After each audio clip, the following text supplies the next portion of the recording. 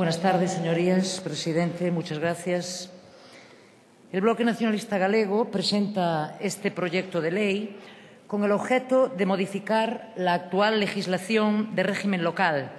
en concreto la Ley 7/85 de 2 de abril, reguladora de las bases de régimen local.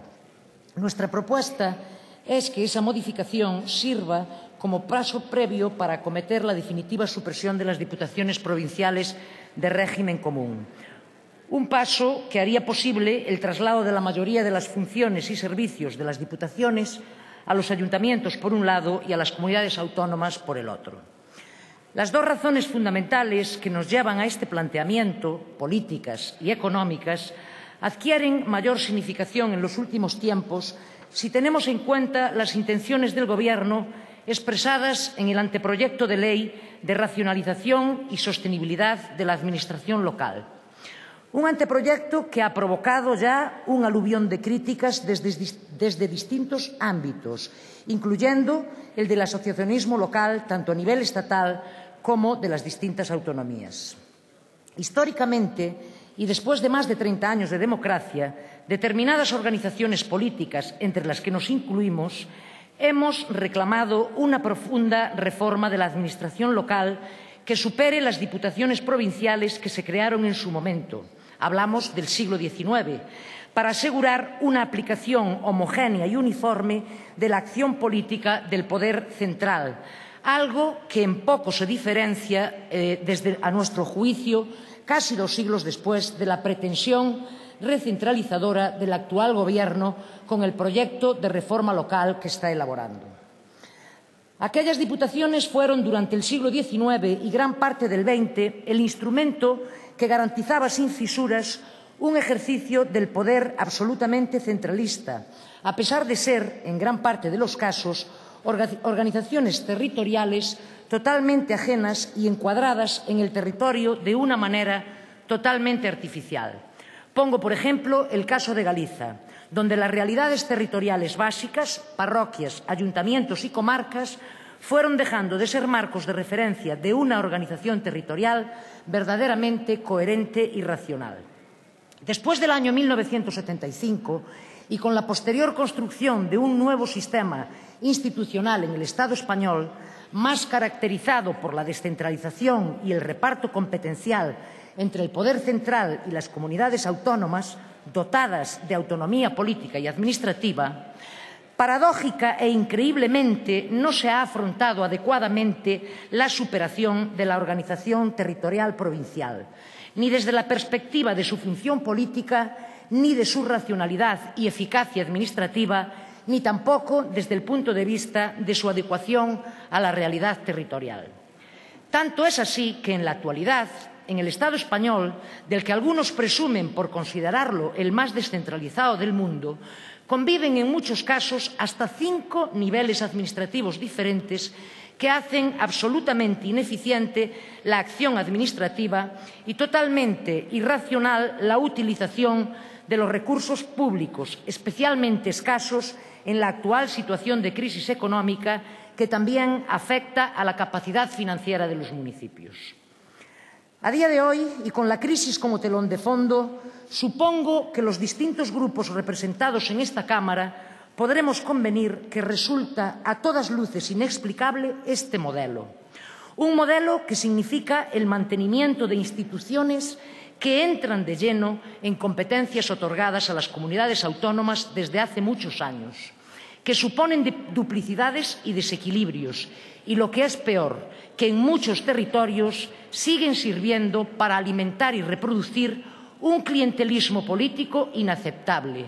Continúan teniendo como norma la discrecionalidad y el favoritismo en el reparto de los recursos públicos y siguen siendo el peor ejemplo de gestión oscurantista, de desmedido despilfarro y de exceso de burocracia en un contexto en el que la ciudadanía abomina cada vez más de estas prácticas.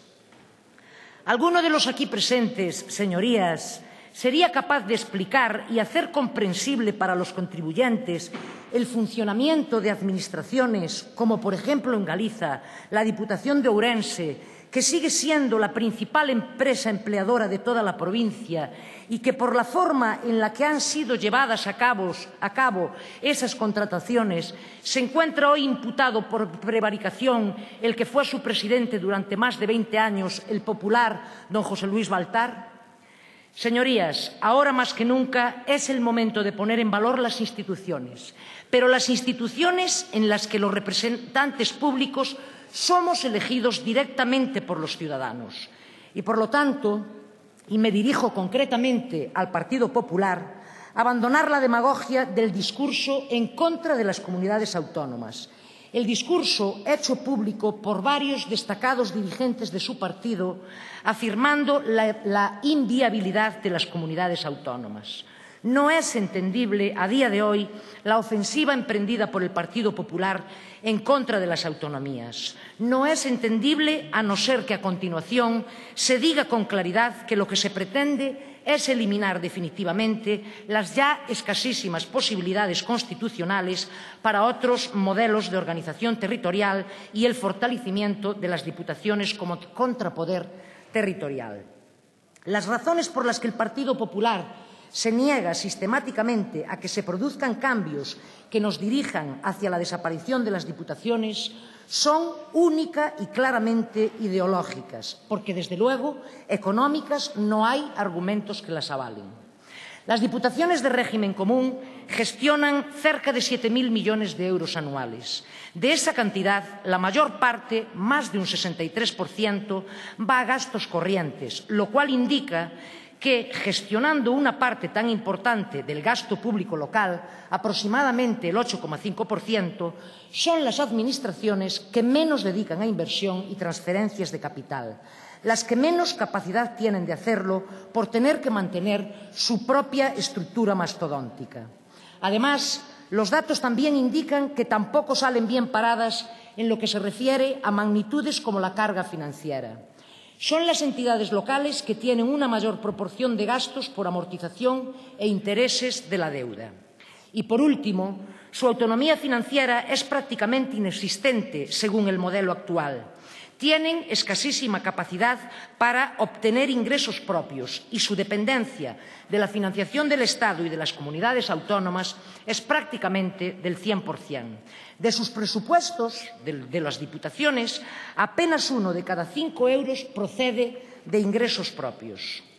En definitiva, estamos hablando de un régimen totalmente ineficiente, cuya reforma podría contribuir a una distribución mucho más adecuada de esos casi 7.000 millones que gestionan y que son absorbidos en una parte muy importante para mantener la estructura burocrática y alejada de la prestación de los servicios públicos más básicos. No es de recibo, señorías, señores y señoras del Gobierno que está ausente, que en estos tiempos las comunidades autónomas, es decir, las administraciones que tienen la responsabilidad y la competencia de hacer frente a servicios públicos fundamentales e imprescindibles como la sanidad, la enseñanza o los servicios sociales, se vean privadas de parte de esos recursos. Y, por otro lado, tampoco es sostenible que los ayuntamientos tengan que seguir haciendo frente, como administración más cercana al ciudadano, a responsabilidades económicas que no les corresponden, para las que no disponen de recursos y, por encima, teniendo que soportar las acusaciones de administraciones derrochadoras que se les vienen insinuando desde distintos ámbitos gubernamentales. Por lo tanto, nuestra propuesta de modificación de la Ley de Bases va justamente en la dirección de proporcionar los recursos económicos a quienes realmente poseen las competencias y a quienes, en la práctica, prestan los servicios y responden a las demandas cada vez mayores de los ciudadanos. En el Bloque Nacionalista Galego somos perfectamente conscientes de que la supresión de las diputaciones, haciendo salvedad del hecho foral e insular, que son realidades singulares que requieren un reconocimiento específico, es una cuestión compleja y exige de la reforma de la Constitución. Reforma que, por cierto, ha quedado totalmente desmitificada después de la rapidez con la que se ha llevado a cabo la modificación pactada entre el Partido Popular y el PSOE en el 2011 en aras a establecer como prioritario y por encima de cualquier otra cuestión el pago de la deuda y sus intereses. Señorías, no se puede seguir exigiendo austeridad hasta límites insoportables a los ciudadanos ni pedir a las administraciones públicas que se aprieten el cinturón hasta obligarlas a desatender servicios públicos que ahora justamente se han vuelto más necesarios que nunca y no abordar en serio la reforma de la que les hablamos. No tiene ningún sentido y mucho menos sentido tiene estar trabajando ya en un proyecto de reforma de la administración local que nos devuelve al siglo XIX y que ha sido, como dije, fuertemente contestado por los principales y directos implicados, los ayuntamientos. No es de recibo, digo, señorías, que bajo el epígrafe de racionalización y sustentabilidad estén ustedes preparando desde el Gobierno un nuevo atropello a las competencias que hoy tienen las comunidades autónomas e impongan, vía decreto, la imposibilidad de que éstas diseñen el mapa local más acorde con su propia realidad.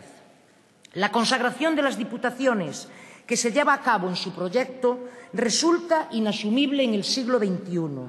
totalmente ilógica para la aplicación de políticas más cohesionadas a la hora de la prestación de servicios y, desde luego, un despropósito desde el punto de vista de la calidad y la eficacia de los mismos. La proposición de ley que hoy les presentamos posibilitaría de forma inmediata que la mayoría de las funciones y servicios de las diputaciones se trasladen a los ayuntamientos o autonomías, con un coste menor para los administrados, y que sean precisamente las comunidades autónomas las que adecúen los niveles administrativos locales a su realidad territorial y, por lo tanto, a la realidad plural existente en el Estado español a día de hoy. Por eso, señorías, desde el Bloque Nacionalista Galego les pedimos el apoyo a esta proposición no de ley para su aprobación. Muchas gracias.